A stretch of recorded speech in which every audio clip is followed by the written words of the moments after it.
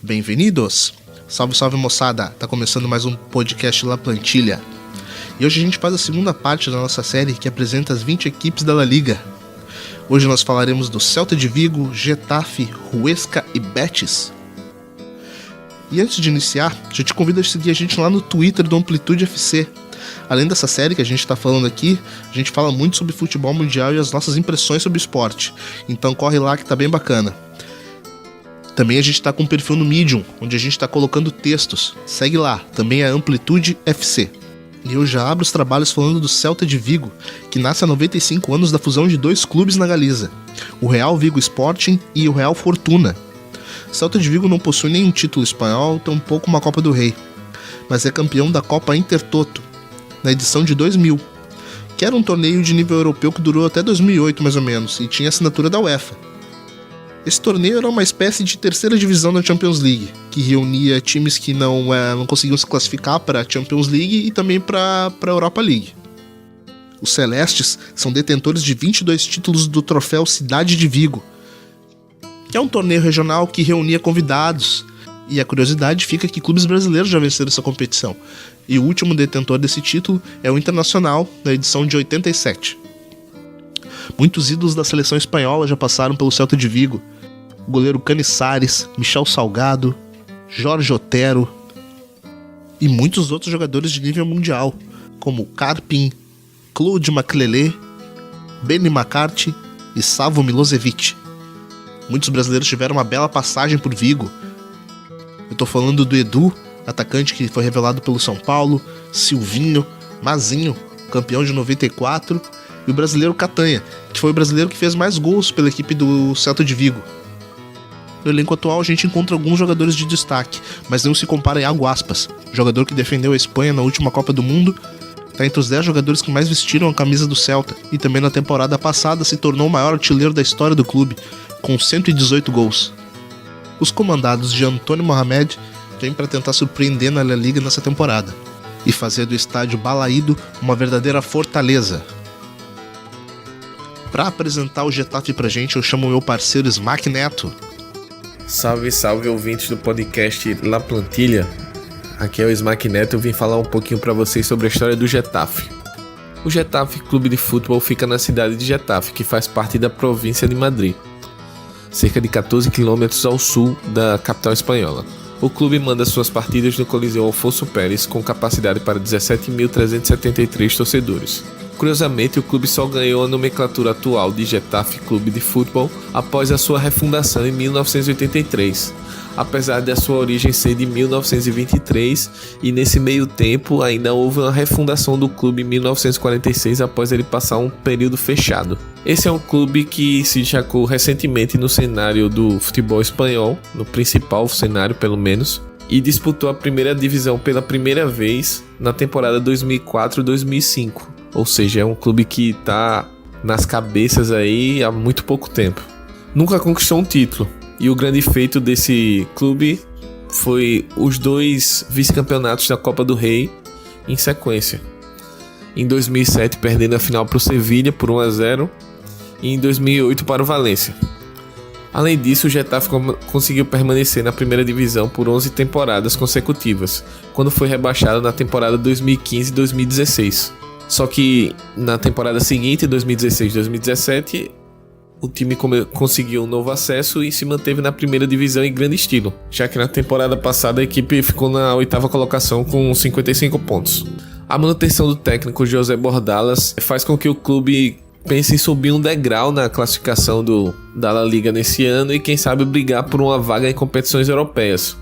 O Getafe já participou da Copa da UEFA e hoje o UEFA Europa League em 2010 e 2011, que foi a última vez inclusive que o clube participou dessa competição. Apesar de ser um clube jovem para o cenário espanhol, nomes importantes já vestiram a camisa do Getafe. O lendário técnico Luis Aragonés foi campeão da Eurocopa com a Espanha em 2008, foi um desses nomes. Para o pessoal mais jovem, a galera que acompanha há pouco tempo, tem pouca idade também, muitos nomes conhecidos de futebol espanhol passaram recentemente pelo Getafe. Entre eles o Roberto Soldado, Dani Guisa, o Albiol, o Dani Parejo, o Gabi, Paco Alcácer e o Moyar. Então o Getafe, que a gente pode extrair disso também, é que o Getafe ele é um clube que recebe muitos jovens, principalmente dos clubes grandes que querem dar uma mais rodagem aos seus jogadores que despontam na base e enxergam no Getafe uma possibilidade de desenvolver esses jogadores para o cenário espanhol e quem sabe até no cenário europeu, cenário mundial. Para essa temporada, o clube resolveu investir e trouxe alguns nomes interessantes para reforçar o elenco, como o goleiro Soria, que estava no Sevilha, o meio-campo Maximovic, que estava no Valência, e o zagueiro Alanis. Esse tá vindo do Guadalajara, do México. Terminou o contrato e ele assinou com o Getafe. Em compensação, o clube também perdeu os atacantes Emi e Remy, além do meia Jefferson Monteiro, o equatoriano. Então é isso, pessoal. Espero que vocês tenham acompanhado aí. Continue ouvindo a gente no podcast. Abraço. Para apresentar o Betis, Felipe Velame.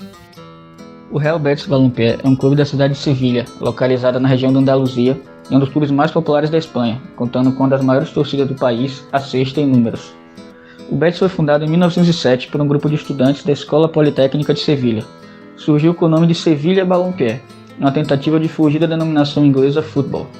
Mas, em 1914, o clube realizou uma fusão com o time Betis FC. Foi o Marquês de Mochales que negociou a outorga do título de Real ao clube pelo rei da Espanha, se tornando assim Real Betis Balompié. O clube seguiu disputando campeonatos regionais, sempre disputando com Sevilha, onde se criou uma rivalidade feroz, que continua até os dias de hoje, sendo vista como o time da elite, o Sevilha, e o time dos operários, o Betis. Em 1928, o Betis estreou na segunda divisão do recém-criado Campeonato Espanhol. Na temporada 1931-1932, se sagrou campeão da segunda divisão, se tornando a primeira equipe da Andaluzia a conseguir o acesso à primeira divisão. Nesse período, o Betis viveu um dos seus melhores momentos, conseguindo conquistar o título do Campeonato Espanhol em 1935, seu primeiro e único título nacional. No entanto, logo após essa conquista veio a Guerra Civil Espanhola, que paralisou a disputa do campeonato por 3 anos e desmantelou a equipe do Betis. Assim, pelos próximos anos, a equipe passou por momentos complicados, chegando a descer para a terceira divisão em 46, onde ficaria quase 10 anos, até conseguir o acesso em 1954. Em 1957, o time retornou à primeira divisão, após mais de 15 anos longe da elite. Já na década de 70, o Betis voltou a ter um time qualificado, conquistando a Copa da Espanha e chegou às quartas de final da antiga Recopa Europeia, eliminando o Milan no processo. No entanto, neste mesmo ano, acabou rebaixado do Campeonato Espanhol. Já na década de 90, o time protagonizou a maior transferência do futebol mundial até então, em 1998, quando pagou 32 milhões de dólares por Denilson, então o jovem promessa do São Paulo. Junto com outras classificações, Denilson ajudou o Betis a conseguir uma classificação para a Copa da UEFA, porém o time acabou sendo rebaixado no ano seguinte. No começo dos anos 2000, o Betis se reforçou ainda mais, trazendo outros brasileiros como Ricardo Oliveira, Marcos Assunção, que ajudaram o clube a conquistar mais uma Copa do Rei, além de conseguir a classificação para a Champions League, sendo o primeiro time da Andaluzia a disputar essa competição. Já hoje em dia, o Betis vive ótimo momento, sob direção do treinador Quique Setien, que implantou o jogo de posição na equipe, conseguindo a impressionante classificação para a Liga Europa, numa temporada onde não se esperava muito do time. Para essa temporada, o time se reforçou bastante, apesar de ter perdido um de seus melhores jogadores em Fabian Ruiz, mas trouxe o japonês Inui, William Carvalho, entre outros. Certamente vai ser um dos times a se acompanhar nessa temporada, sendo um dos projetos mais interessantes da Espanha no ano. Matheus Fiuza apresenta pra gente o pequenino Huesca. A Sociedade Deportivo Huesca é um clube com mais de 100 anos de história, localizado na cidade de mesmo nome, que fica na comunidade de Aragão, no norte da Espanha. Foi fundada em 1910 sob o nome de Huesca Futebol Clube. Ao longo de sua história de quase 110 anos, a empresa tem evoluído com nomes diferentes. Huesca FC, de 1910 a 1927, Clube Deportivo Huesca, de 1929 a 1936, União Deportivo Huesca, de 1940 a 1954 e, desde 1960, Sociedade Deportivo Huesca. A atual instituição é propriedade da Fundação Alcoraz, que garante a continuidade e sobrevivência do clube. Nessa temporada, a equipe jogará pela primeira vez a elite do Campeonato Espanhol. Ela já havia jogado os playoffs de promoção para a primeira divisão na última temporada, culminando com uma progressão que começou com a promoção para a segundona na temporada de 2008-2009, onde permaneceu 5 temporadas. Após passar 2 temporadas na terceira divisão, o Huesca conseguiu retornar à La Liga 2 em junho de 2015. A equipe conseguiu garantir o acesso com 2 rodadas de antecedência ao bater o Lugo fora de casa pelo placar de 2-0. A equipe do norte da Espanha manda seus jogos no El Alcoraz, que tem capacidade para 5.500 pessoas e será o menor desta edição de La Liga. O estádio foi fundado em 1972 e recebe esse nome por conta da Batalha de Alcoraz, ocorrida no ano de 1096. Na temporada 2008-2009, após a promoção da equipe para a segunda divisão, foram realizadas importantes obras que incluíram a ampliação e reforma da arquibancada central, a construção do convés no estande geral, sala VIP, camarote presidencial, sala de imprensa, vestiários, escritórios e bancos. Melhorias necessárias para uma equipe que estava estreando na segunda divisão do futebol espanhol.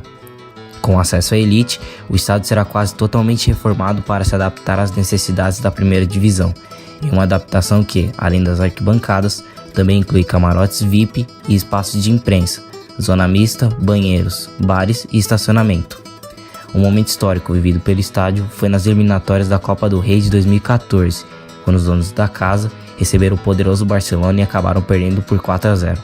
Quem sabe nessa temporada o clube não consegue arrancar uma vitória diante dos blaugranas.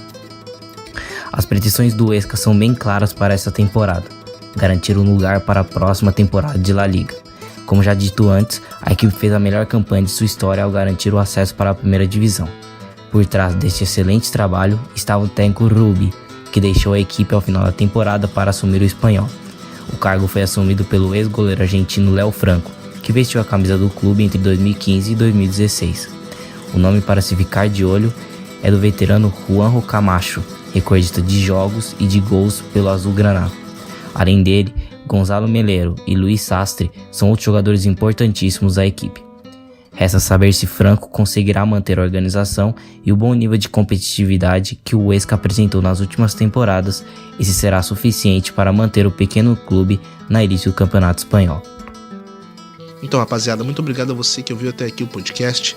Pode ter certeza que a gente faz com muito amor esse trabalho aqui de mostrar pra você como funciona a La Liga, apresentando os 20 clubes, falando curiosidades, falando coisas que pro grande público brasileiro talvez isso passe despercebido. Pode ter certeza que ao longo da temporada isso vai ser uma tônica por aqui. Então, como eu falei lá no início do podcast, já segue a gente lá no Amplitude FC. Tem muita coisa bacana vindo por lá. A gente também tá no Medium, como eu havia falado. E em breve sai o nosso podcast quinzenal, o 2 Toques. Então é isso, rapaziada. Tamo junto. Tchau!